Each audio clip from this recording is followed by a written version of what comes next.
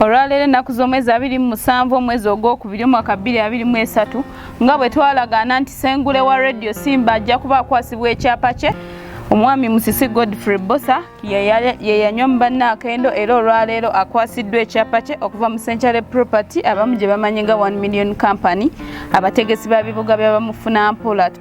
Omufunampola yenna ali eyo nkuba omulanga eri buli mufunampola ali eyo bannange mujje products zammwe tuziyina tegeka ebibuga okuviira ddala kakadde kamu bubiri kitundu omuntu yenna ali eyo nga wandyagadde okufuna poloti z'abamufunampola bannange mutwettanire tusangibwa Sonde na Mugongo Road. Sebo mwami Musisi kye kino ekyapa tekyalagaana aba Ssengule Property. Weewaawo maama. Mwebale kutuuka ku buwanguzi Sebo. Weewaawo maama. Nange mwebale kunsabira ate ng'oggyeko okuteekamu ensimbi n'okunsabira ne munteeramu essaala. Ye Sebo. Ekyamazima tebakutikka kyakulya n'obwoyaanya nsingo. Wano nno wensinziira nange okwebaza bannaffe aba Ssengule Properties CPRL. Ale no Rio. Ssengule Property Real Estate Limited. CPRL. Bannange nzaani eyasingira ddala okubalyamu omuluka oba abanywamu akendo bannange bonna betwali tuvumukana nabo mu mpaka z'olulimi Oluganda ku Sseddume Lwogola 97 Simba. Bannange mwebale nnyo mwebalire ddala aba Ssengule Properties ab'enkajja ab'ennakatu ab'entamu enjaliire ababyokulya abalungi emirimu bakajjita bakakasirye nibabbira kakajja ebbira nibabbira entunga etiribogo wangale buvule aba Ssengule Properties kubanga obutu babwogoko olw'embuyaga. Mwebale nnyo mwebalire ddala nibamu okulya n'embalyowo emyoyo mu butuufu Lugaba abawangaze nnyo abalabise ku biro ebiwera ebyabunkeesa lukyanga bwewuluntira mu Lubango era ebiro ebya Toggo n'Eddumbi. Mu butuufu wamma abali eyo mwenna mujje muwagire kampuni eno eya Ssengule Properties emirimu gibeerenga gyonna gitambula kinnawadda mugiwagire kubanga kutakula omugonga naawe otakula gugwe ate obuyambi tebuba bwomu enkwege zisuza ebitulume wano nno wetulina okuviirayo tuwagire kampuni nga zino ezigattako ku nkulakulana y'abantu. Nze olwaleero ekyapa kikino bakinkwanze kindi mu 5 10 likwata mpaawo nga banneebaza okulwanirira olulimi lwa Kabaka.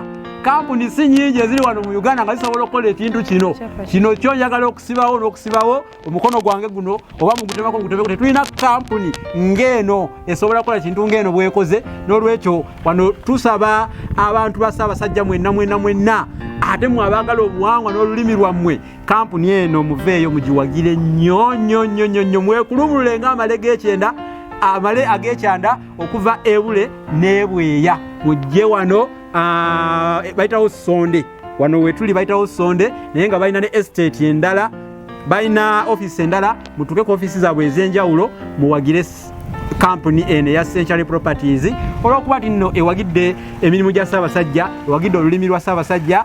Bannange mwebale nnyo mwebalire ddala bamaama mwebale nnyo mwebalire ddala okuweereza mwebale nnyo temujjanga okwo mwebale nnyo maama aba Ssengule mwebale nnyo mwebalire ddala nange nze gwe muntadeka akamwenyu mumanye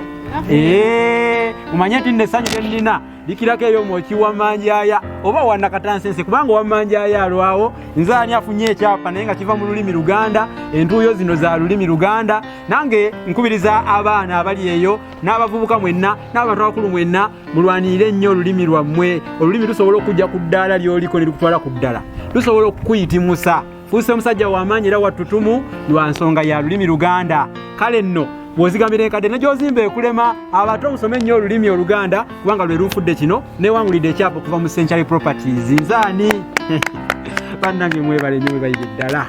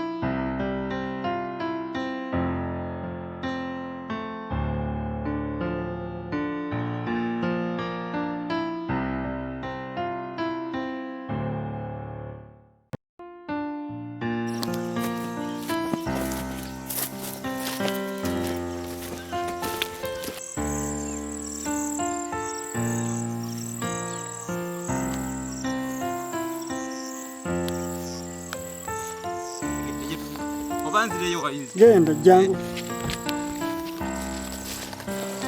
wali kijja ddala wali bate ani nyabasoka kebera kano yateke kijja kanyi ndaka wali kigere wo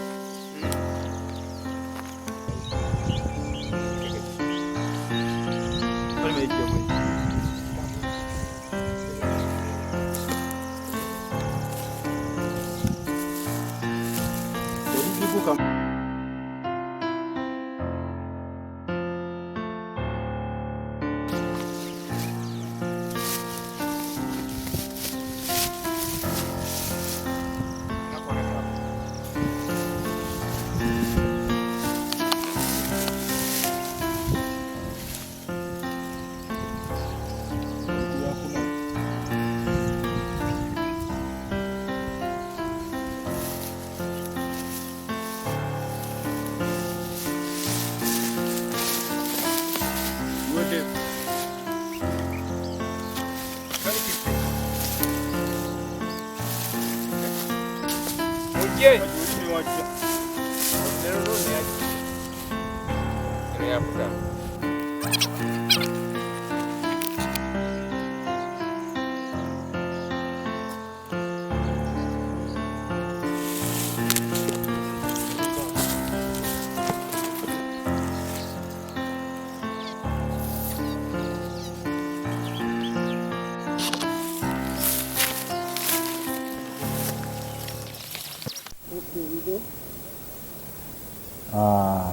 abatulabako amanya agange mpitibwa Mayengo Jovan Joshua nga ndi mukunta oba omusaveya okuva mu kampani ya Ssengule Property Uganda Limited. Nga we twali twasuubiza okukwasa Ssengule w'omwaka gwa 2022 ettaka lye yasooka n'afuna ekyapa ku ofiisi, kati leero tubadde tumutuusizza ku ttaka nga tuzze kulipima tirimu mu butongole. Era wenjogerera ekifo kino we tuzimiridde ly'ettaka Ssengule waffe lyawangula, era limupimiddwa, ebipimo byonna birabye, maxton zonna zirabye, era amanyi empenda nawa waakoma.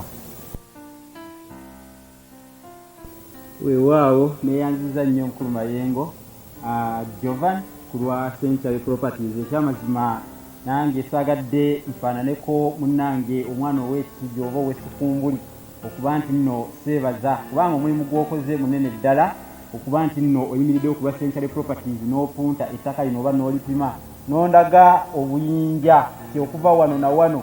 Tebibadde byangu basewo ne banyaba batulaba era batuwuliriza. Wabaddewo akasiira mu n'akatalamu naye tufuuse bulungi era omukulu ono Jovan antembeese bulungi ku lwa Ssengule Properties n'andaga ekyapa kyange ploti yange ekyapa kye twabalaga luli nga tuli Essonde ku kakkalabizo lya Ssengule Properties ekkulu. Andagidde ddala wekitudde era nga tuyimiriddemu yo wano wenyininyini. N'olwekyo kansinziire wano okufaananako oli asinzira ku ssinzi n'agoberera ekkobe neebaze bannaffe aba Ssengule Properties ate abakola omulimu amakula ku lwa olulimi lwa Ssaabasajja olulimi Oluganda nga bawagira enteekateeka eya engule ya Radio Simba World Cup y'olulimi Oluganda. Ekyamazima mwebale nnyo mwebalire ddala ab'enkajja ab'ennakatu ab'entamu enjaliire ababyokulya abalungi emirimu bakajjita bakakasirye tuli bamu okulya ne tubalyowa emyoyo tuli babbira akakajja ebbira tuli babbira entunga etiribogo aba Ssengule Properties mwebale nnyo mwebalire ddala. Nze nga Ssengule Musisi Bosa Geoffrey Munabusiro yamuvule n'antabwira kyeyakimu kiwoowolo munyogwavo atalina mazita lya Ssaavo omwana w'Abambejja. Ssengule 2022 nsimbye nga Nandegejje egudde mu Nkowe, nsimbye nga Nandegejje egudde mu Lusiinya. Ekyamazima mwebale nnyo nyini ddala. Akamwenyumwenyu ndowooza namwe mukalaba kakirako akamiguwa abawule buuta. Kale nno sanyu kubanga kati olwaleero ngenda kutandika kuzimba wano ekyapa kye bankwasa Essonde kye nabalaga nga ndi ku ofiisi za Ssengule Properties. Kati ngenda kuzimba wate nja kuddamu okubalaga nga mulaba kizimbe mwewuunye naye nga lulimi lwe lukola bino. Nenkubiriza abali eyo mwenna nti mwagale nnyo olulimi lwammwe ate abaana abato emigi gy'emijja egino egigenda okuddawo kubanga abaana kiggwayo nti abanaasigalawo nga ffe tuvuddewo nabo mubaagazisa ennimi zaabwe. Si Luganda lwokka naye n'ennimi endala enzaalirano mu Uganda tuzikoonako Lunyankole, Lunyolo, Lutoolo, Lukiga, Lukalamoja n'endala zonna mu Uganda muzagazisa abaana baffe. Mwebale nnyo ate kati bannange kanneebazeko Radio Simba 97.3 Lubogola Sseddume empologoma ey'eddembe eyo empologoma etali bitaabule. Neebaza nnyo Radio Simba olw'enteekateeka ey'engule. Awo nno bwe neebaza Radio Simba ate nesikoona ku mannya gano mbeera nfuukidde ddala kali kyejo ng'enjoba eri obugala. Omukulu Jeje Semanda, omukulu Jimek Semanda oyo nno nga ye Katikkiro w'engule. Ne neebaza omuwandiisi Ssaabawandiisi w'engule Kojja Wilson Kigudde. Ne neebaza omuzaana Nansubuga Brenda. Ne neebaza omutujju w'engule omukulu Waguma Kisuule we bamugolodde omuyaza muzukulu wa Kitanda Ekkonko Mukyagwe. Mwebale nnyo okututeekateekera pulogulaamu etukyusizza obulamu.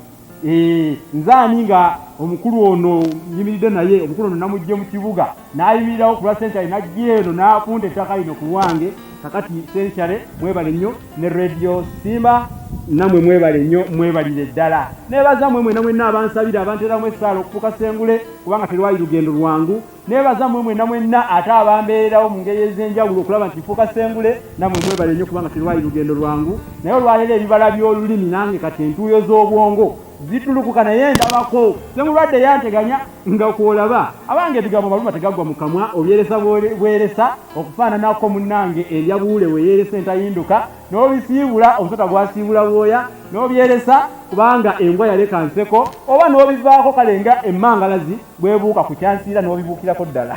Mwebale nnyo mwebalire ddala. Tugambe nti Ssaabasajja Kabaka awangaale.